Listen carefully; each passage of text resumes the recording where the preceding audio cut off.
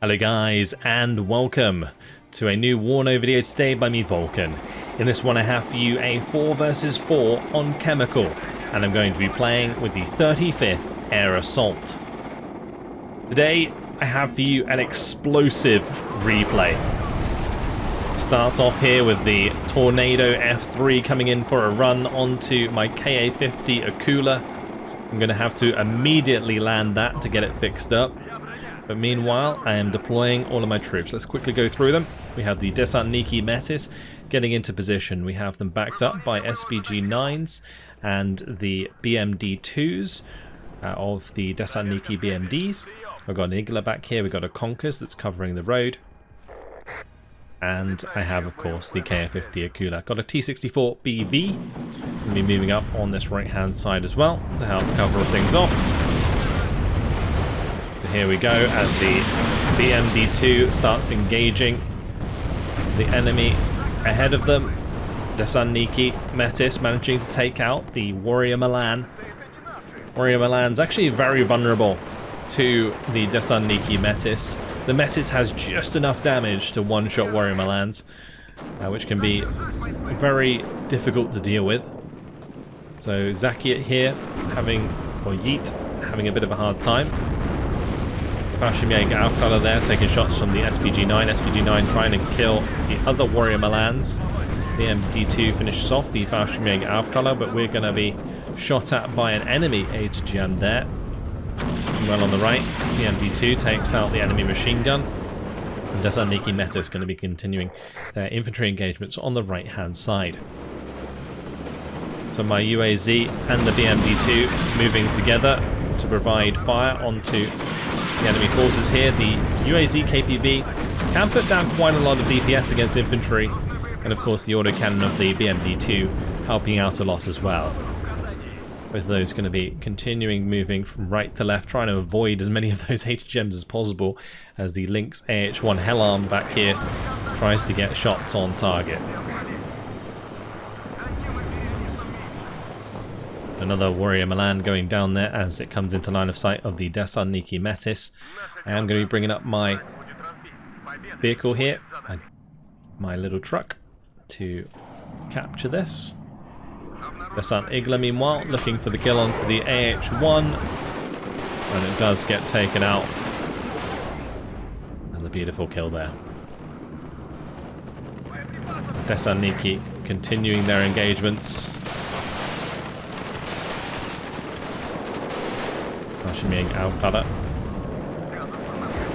Going to be able to hold them off for the time being. The Desantniki BMD don't have many men.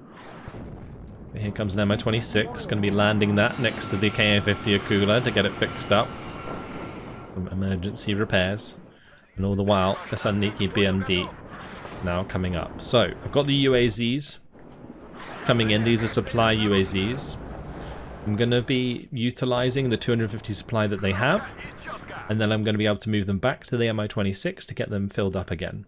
The 35th Guards Air Assault is one of the divisions in the game that probably doesn't ever need an FSP, like one of the bases back here. Because the MI-26 comes with 6,000 supply. And so you can quite often get away with having the MI-26 further up, and then ferrying these little UAZs backwards and forwards. In this case, I am going to be bringing up an Mi-8T as well. The great thing about rocket helicopters is they are able to deal with infantry a lot quicker than other units. This is the first MiG I've got coming in. Love a MiG-29. Very, very nice aircraft. Now my my T-64 going to be engaging the Leopard 1A5, and all the while Akula getting taken out, unfortunately, crashing into the water there. I did manage to kill off the Leopard 1A5, but yeah, the Akula does go down, and now we're setting up for another push as I bring up some more Spetsnaz. I didn't actually bring in any Spetsnaz at the start of the game, so utilising them now to put the pain onto the opposing infantry. Fashimega Aufkala taken care of. Pretty good timing actually as the Leopards come across here, as it will somewhat blind them. BMD2 actually doing a great job there, finding some shots into the side armor of the Leopard 1A5, but won't be able to penetrate the frontal armor of the Leopard, so struggling as you can see.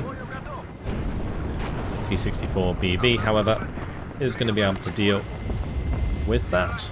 And now can load on the fire as my opponent drops smoke. But another MG going to be revealing itself. MI8 getting some good shots on target. Now, the other nice thing about helicopters in this scenario is these buildings quite often block line of sight from AA. So AA has to get into like direct line of sight to fire at the MI8, and you can really exploit that. But in this case, able to get a lot of damage down onto the Fallschirmjägers here before we approach with the Spetsnaz. And the Spetsnaz are then going to be able to completely overwhelm them with the napalm rockets. They just stand no chance whatsoever. So off to a nice start here on the right hand side as another enemy helicopter goes down. Hardson's Igler's taking care of that. Now we've got artillery coming in from Genjev's Akatsayas. They're going to be smashing the Centurion Mark 5s here. Milan 1A5 getting very close to landing a shot there, but managed to get the smoke off just in time. Now going to be going through the smoke to find the shot on target. Get a good critical. Hoping that the second shot can land before the Milan does, because the Milan would have done another 4 damage there at least. Thessaloniki now engaging the Panzergrenz. Spetsnaz still pushing forwards as my opponent Zakiet coming in to try and contest. My Spetsnaz getting into this position is really nice because I'm able to put the pain onto his reinforcements as they unload from their vehicles. The MD is going to come up and help clear out the Panzergrenz on the right hand side as friendly artillery fire comes in once again. Genjev was on point with the Zakatzayas and it was really, really helpful. Thessaloniki Metis looking for kills onto the transports here of the Panzergrenz. These Marders. There's also the Fuchs. It's going to be moving into quite out of line of sight and around the corner. And the Fuchs Milan is a bit of a threat to my Spetsnaz because the Spetsnaz can't really kill it easily. So I need to get something in line of sight of that's going to be able to stop the MG from just getting free damage on target. But so far, the Spetsnaz doing a nice job at close range, and my Thessaloniki Metis here managed to get lots of missiles down range, so that was really, really nice. Meanwhile on the right, the Thessaloniki Metis and the Thessaloniki BMD killing off the Fliegerfaust. We're able to get the Gabbar kill, we get the T20 kill, and things are just getting incredibly explosive. In this map, Chemical, things are extremely volatile. This map, because it puts you so close to the enemy, can swing one way or another very quickly because a lot of units are very close together, and therefore things like artillery can be extra effective, bombing strikes, that kind of thing. And so far with the artillery support from Genjev, we've managed to really pin our enemy down. And now we can see again here the Jurgens now coming in and dealing a ton of damage as they fire over the chemical plant. Straight into the reinforcing road there onto the island. That's allowing me to then pick off the remaining units. A lot of my vehicles have gone down because these units do have decent AT weapons. But another bombing strike there coming in from Noobnath is going to help out a little bit. Now MiG-29 versus Mirage F1C. MiG unfortunately shot down. Mirage F1C also went down to the AA, but we're managing to contest now, get Spetsnaz Komroty in here. And there is a reason on this map why I make it 4,000 points to win, and that's because all of these middle sectors are 3 conquest points. So if you're contesting, you get a +3. If you control the entire of the enemy sector, you get a +6, and you can see how this map can snowball very, very quickly. Now at the moment, a lot of my units on the front line are pretty low on health. We've lost quite a few men in these squads. I'm going to have to get them topped off, and that's what my UAZs are currently trying to do, as I'm running backwards and forwards with supply to the Mi-26 to get them sorted out. I've also got some units running all the way back, so I've got the Spetsnaz here just moving all the way back to get fully resupplied before moving them back forwards again. But just check out the destruction here. This was the rocket strike that came in from Chinjef, just annihilated the buildings. And now we're continuing to engage units on the bridge with the T-64. Got another T-64 here that has now been fixed up. Should have had that moving up to help support as well. For the time being, this T-64 doing a good job. I'm going to smoke off as the artillery comes in so that the suppression doesn't affect my engagement with the AMX-30s. And the smoke doesn't stop the suppression, but it just means that if I'm taking damage from the artillery and the enemy tanks at the same time, it's not so much of a problem. Because I can stop the damage at least from the enemy tanks. But I realised that the artillery, wasn't directly on top of me, so able to move back through the smoke and continue that engagement. All the while, Strela 1s on these BRDMs are going to be utilised to take out the enemy aircraft there. The Lynx AH-1s looking to find shots onto the T-64 BVs. In this case, enemy tank does manage to get the better of us, but we've started to contest the left side sector as well as Hardson continues the pressure there. Thessaloniki Metis now coming up to provide more HGMs on this road. They can do a lot of damage to units like these AMX-30s. AMX-30 B2s have been nerfed recently. They're not as good value for money as they once were. So that is definitely going to help us in this matchup. Up against Lajos's 5th French and Zakiet's 2nd Panzer Grenadier. Although the 2nd Panzer Grenadier, of course, not having French tanks.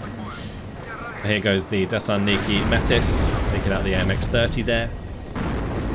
And we're going to be able to continue to throw HGMs down range as more of my infantry come in to help out. Here come the BMD-2s, here comes the Jaguar with the rockets though.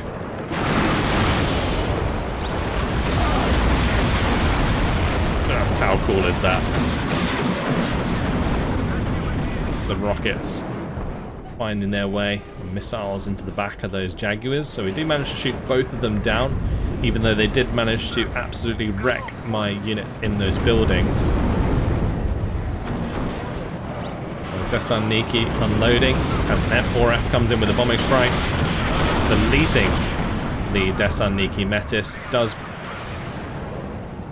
get away with it as well, so lucky there. There is quite a lot of AA hanging about, but some of it getting relatively low on ammunition. These Strelas are very nice, but they don't carry much ammunition. They only have 4 missiles and you've got to reload them.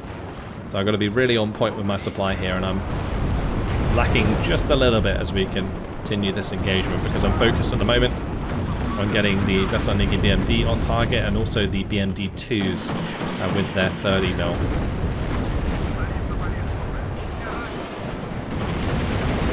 Thessaloniki Metis missing their missile there might just cost them their lives. The MD2 in trouble as the armoured rifles land 2 of their M72 Laws. And there we go. A couple of missiles reloaded with the UAZ. That's going to allow us to engage the next F4F that comes overhead. Su-22 coming in for the bombing strike. Able to take out the Lynx as well. Another Su-22 from Noob Nath coming in for a 2nd bombing strike. Staying nice and low, avoiding enemy AA. I start to smell blood here because after those bombing strikes, going to make it much easier for us to push in, and the napalm coming in on the right side does end up covering the road a little bit as well. More air engagements going on as rocket artillery comes in. A lot of my units are moved all the way up though. You can see my fixed up Spetsnaz now coming back to the front line. I've got some Spetsnaz OP joining so that they can use their RPG launchers. And following up further to the left, I have the BMD2s. SU-22 coming in for bombing strike A again on the backside. I'm going to be finding the Fallschirmjägerführer in the top right corner of this sector, looking to take them out so that we can secure ourselves a +9 in this game. The beautiful thing about Chemical is it really is a very intense map, but it can also make games finish very quickly. That's why I put the score up, as I mentioned earlier, so that teams have a chance to get back into the game. Although once you do get pushed off the center island, it is pretty difficult to get back on because of the bridges generally being covered at that point. But I've moved up here with some SPG-9s. Now these SPG-9s are going to be extremely useful for engaging vehicles coming across this bridge, particularly the French vehicles, because a lot of them don't have the armor to withstand the SPG-9s. The SPG-9s have 14 penetration. If you look at like an AMX-30 B2, it only has 11 front armor and much less side armor. So if it gets side shot by a SPG-9, you're almost one-shotting it. And then if you're hitting it in the front armor, you can still get probably enough shots off to find the kill in good time. Thessaloniki now moving up with the BMD2s. BMD2s, absolutely fantastic units. Really are the backbone of the 35th. I say as we watch one blow up in my face. But yeah, they can really put down some serious DPS onto enemy infantry because they have 3 machine guns and their 30mm.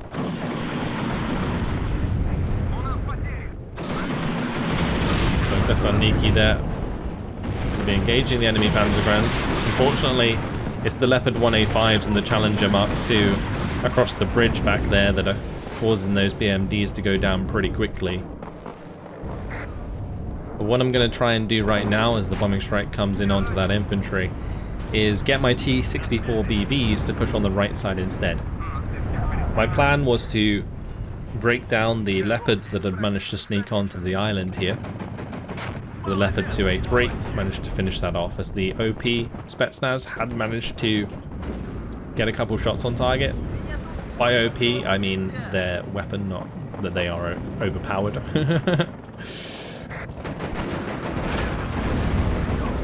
Like they are AT squads. The T-64 PV can have the smoke off. A little bit risky for me here at the moment because there's a lot of units in a lot of different places. But I'm going to sneak through the smoke just so that I can engage the MX-30. Don't manage to one-shot the MX-30. The second T-64 gets the job done. Bombing strikes come in. That was Tornado IDS cluster. F4F HE bomber. I did lose one of the T-64s, but this one's going to have to back out the smoke and go get fixed up. Now Tornado AA coming in and getting shot down by all the Cubs back here. Then Jeff set up like a wall of Cubs on the backside of the island so that we could cover against future airstrikes. Mi-24Ks now coming in. They will provide nice recon for this right-hand side, as well as decent fire support. But unfortunately, this Mi-24K goes straight into the Ihawk that was sitting on the right. Tornado. Not going to be able to find anything to shoot down or shoot at with its seed missile because all of my AA is infrared. The only thing that he could have done is maybe gone deeper and tried to kill the Cubs. But these Cubs were actually really well placed because whenever a unit comes in and dives for a strike, it goes further over the island and then gets shot by the Cub. Whereas the Tornadoes coming over with the seed missiles, they're going to get shot at by the infrared and probably try and pull off rather than go so deep and try and kill the radar AA further back. Anyway, the corner of this chemical plant getting absolutely annihilated so far as we continue our engagement here. Thessaloniki getting taken out. But our opponent's now building up a force on the other side of the river, looking to try and make a comeback. But they've got a timer because we are currently on the +9, approaching 3,000 points. 2 more BMDs on the way, a couple more Strela 1s. Mi-24 moving further to the right. Artillery is going to be hitting this AA, so we're able to be sure that that's not going to do too much to my Mi-24.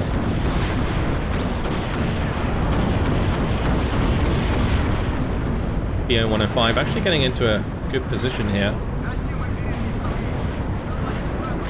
I'm going to unload those Thessaloniki to avoid any future hits. There's my Strela.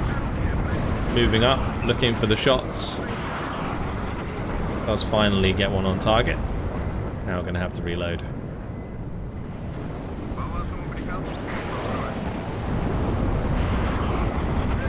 There we go, second one taken care of. And now they're making the push back across the river here. Tornado again coming in with the Seed missile, this time getting taken out. Almost hit my UAZ on the bridge there. B-64 of Hardson going to have to hold back the wave. Now HE bombs coming in from the GR-91s. One of them gets shot down. Then we've got enemy rocket artillery coming in, smashing Hardson's descents. I'm trying to move up with my BMD-2s to help kill off the Grenadiers and the Sappers, but the Grenadiers do have a decent launcher. There's also now the Milan 2 on the right-hand side. But having had some points to spare, I did bring in my Nonnas. These are 120mm mortars. And they're going to be hammering the bridge as they try and come across.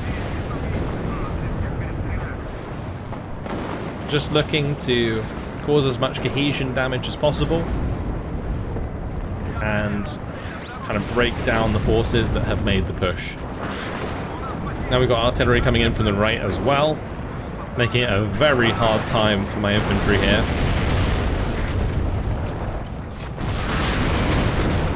That guy just got absolutely destroyed. And there goes the last man. And here we go, more UAZs coming in. I'm of course going to have to bring up some more units, so bringing up the T-64s to help cover the bridge as we approach the 4,000 point mark. Our opponent's still trying to get back in here, and props to them for trying. It's very, very difficult to continue an engagement like this once being forced off the island. You see that Hardson on the left-hand side did manage to get through and secure his side. Now our side continuously contested until the end of the game there at 23 minutes and 37 seconds. And even though the game was only that long, you can see the amount of kills that were happening in that game. Hardson was 6,022 to 3,405 losses. Myself, 5,237 kills to 3,775 losses. And we were the two players, me and Hardson, that primarily attacked in the middle. Genjef, of course, providing support. Noob was hanging out on the side of the map. And then you can see, again, the Zakiet, Saethor, and then, of course, Lejust joining a bit later on. But, yeah, an explosive game on Chemical. It's always fun to play games on Chemical. I just make sure to turn up the conquest point score, because otherwise that game would have been over in like 10 minutes. Potentially, maybe less than, like 15 minutes. Or more than, sorry. Yeah, maybe like 15 minutes. But either way, like having the extra score there allows the enemy team a little bit more time to potentially get back onto the island and start contesting again. In this case, it was a nice push through that allowed us to win the game and secure the engagements. The Spetsnaz did really well for me coming in a little bit later, kind of capitalizing on the already damaged units that had taken the initial engagement at the start. The T-64 BV that covered the bridge was doing really, really well for me for a long time. The SPG-9s managing to get some good kills in here. You can see Leopard 1A5s, you can see the AMX-30s. Like, these are Really good kills for the SPG9s to get because they are pretty cheap. And the Strelak one's actually doing pretty well for us as well, killing F1, F4F, killing a tornado there, taking care of the helicopters for me. Pretty important stuff. So yeah, a nice short but sweet game on Chemical that I thought was nice and explosive, and I thought you guys would enjoy. So that's it. Hope you guys enjoyed it. Thank you very much for watching, and I'll see you in the next video. Goodbye.